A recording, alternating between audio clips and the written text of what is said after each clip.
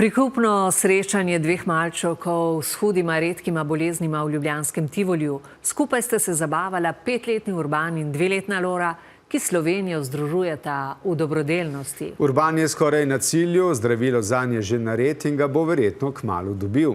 Lorina pot pa se je šele dobro začela. Za razvoj zdravila potrebuje -1 milijon evrov, družina pa je doslej zbrala slabo tretjino denarja, zato še naprej prosi za donacije. Tjaša Dogolin.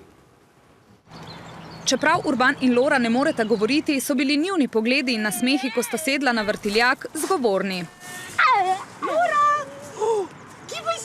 Lora ima sindrom Gant. Ti otroci napredujejo zelo počasi, ne hodijo, imajo težave s hranjenjem, izločanjem, motoriko.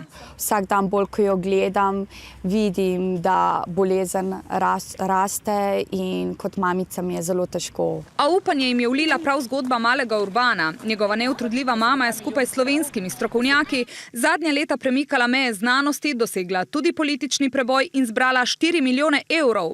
Prvo slovensko gensko zdravilo za sindrom CTNNB1, imenovano Urbagen, je zdaj pripravljeno. Prihajajo zadnji rezultati toksikoloških raziskav. Zaenkrat vse teče po pričakovanjih.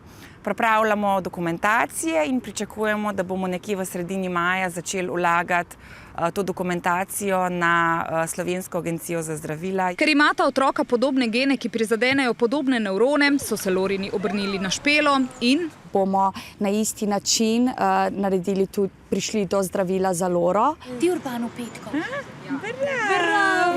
In z vsemi temi partnerji in z vsem delom, ki smo ga naredili v teh preteklih letih, smo nekako videli to priložnost, da pomagamo, kakor lahko z svojimi znanji, svojim trudom, z vse, kar smo naredili, da ceneje ta projekt pripeljemo do faze produkcije zdravila. Lorina družina potrebuje 1 milijon evrov, ta hip jim manjka še približno 700 tisočakov. Res prosim za vso pomoč, za vso podporo.